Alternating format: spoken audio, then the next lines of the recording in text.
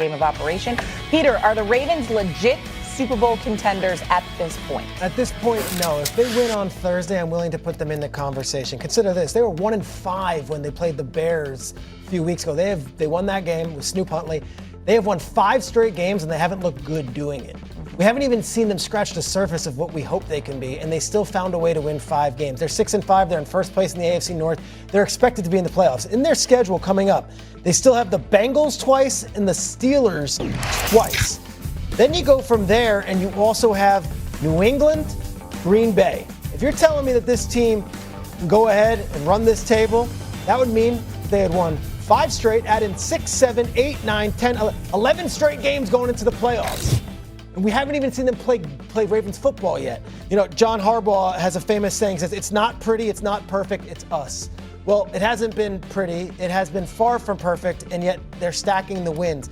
They have a tough competition this weekend. They play on Thursday night against Joe Burrow and this Bengals team. They start rattling off these wins. I've covered the 07 Giants. I've covered the 2010 Packers, where they don't look good up until Thanksgiving, and then suddenly it's like, wait a second, they're finally healthy, they've gotten it going, and now they've got a little momentum going. They're not Super Bowl contenders right now. They don't belong in the same conversation as the Rams or even some of these other teams in the AFC. You win on Thursday night, that's 6 straight wins.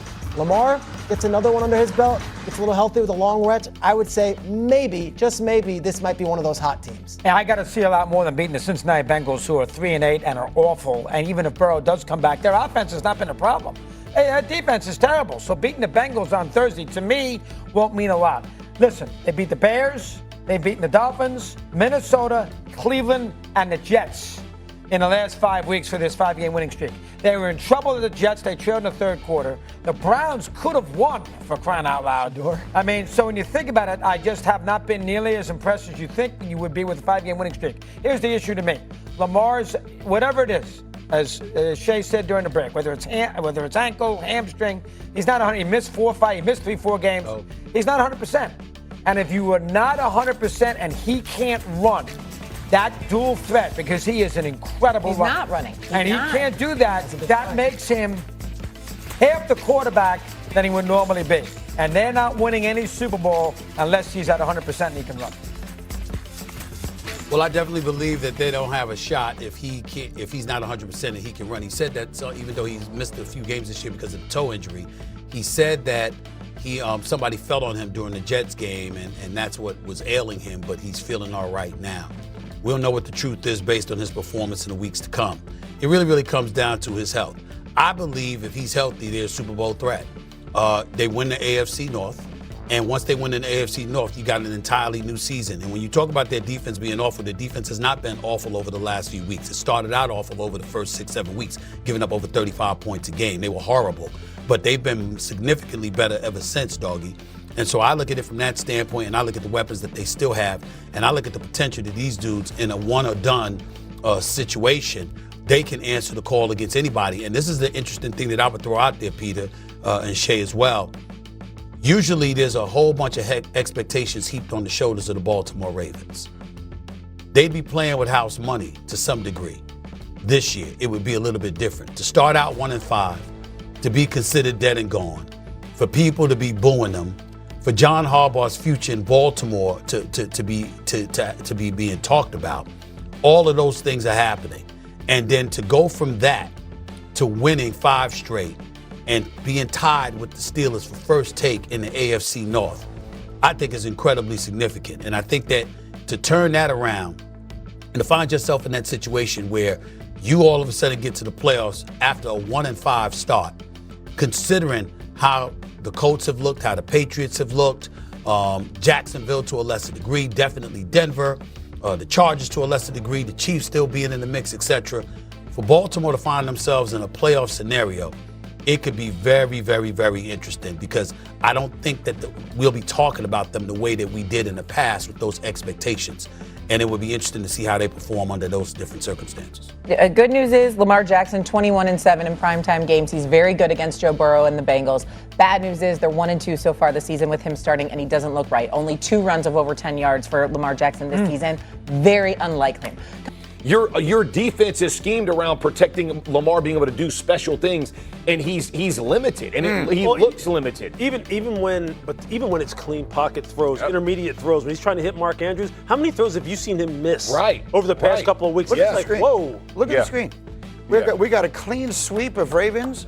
You know which way I'm going, baby. Oh, yeah. You know which way I'm going. Bengals are a lock. Bengals are a lock. Simply because of we picked Go the other way. Always. Go Oppo. Fade the public. Fade the Go Oppo. It always I'm going works. to use that. Go Oppo.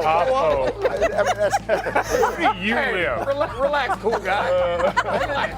I didn't play football. The guy starts straightening a little bit. He's like, now he's still gotta go Oppo. Switch it up. Go other side. Fade the public. I'm a cool guy. Fade? He said fade the public. That's what he just said. Listen, Cool guy. listen. You guys were busy knowing one robber. I had a bookie I knew in college. Roll the tape. Coming up. Jordan catches in tight window throws, 5 more than any player in the league. And yesterday, his boss was asked if he, Jerry Jones, envisions Pickens, who will be a free agent, winding up somewhere else next season. No, I do not at this time. We've got 2 number 1 receivers, and that's just exceptional right at the time when, guess what, our quarterback is probably the best that he's ever been. To have 2 receivers, wideouts of this caliber, he's an outstanding, let me emphasize this again, outstanding teammate. You know, he brings energy to the team even when he's not making some of those great receptions. It's an interesting little storyline here to consider, right? So we all thought George Pickens goes somewhere, have an enormous year, ball out, to use the expression, and then go get your money. Well, now here's the problem. I'm on one. You were on anyway, one. I like it. It's all right. My pre-Thanksgiving excitement. But all kidding aside, you're already paying C.D. Lamb an enormous amount of money, and he's worth every penny out of it. He's a great player. You can't pay 2 guys, right? I mean, you've got the quarterback that you're paying already. What are they going to do with George Pickens? Probably franchise tag. Are they going to franchise tag George Pickens? I mean, you can't just let him go. I mean, you have to kind of. I'm not going to say the word controlled, because that's not what the tag is intended to signify. But look, I think you have to keep him under contract. But you know what I'm saying. I'm not using that word. But he is a guy you have to try and figure out a way. Because look, Cincinnati figured out a way to do it, right? Right. They figured out a way to do it with Lamar and worked out for them. Of course. But what I'm saying is, like, this is one of those things where it's a good problem to have. I mean, they took a chance. He has paid off. I think one of the reasons why he has paid off, though, as well, is something that Jerry touched on. Dak Prescott right now, you would have to say, as far as leading their football team, maybe him and Matthew Stafford are right now kind of like separating themselves as far as guys who are just elevating their football team to levels where you're sitting there going, look, I think with the Rams you expected it.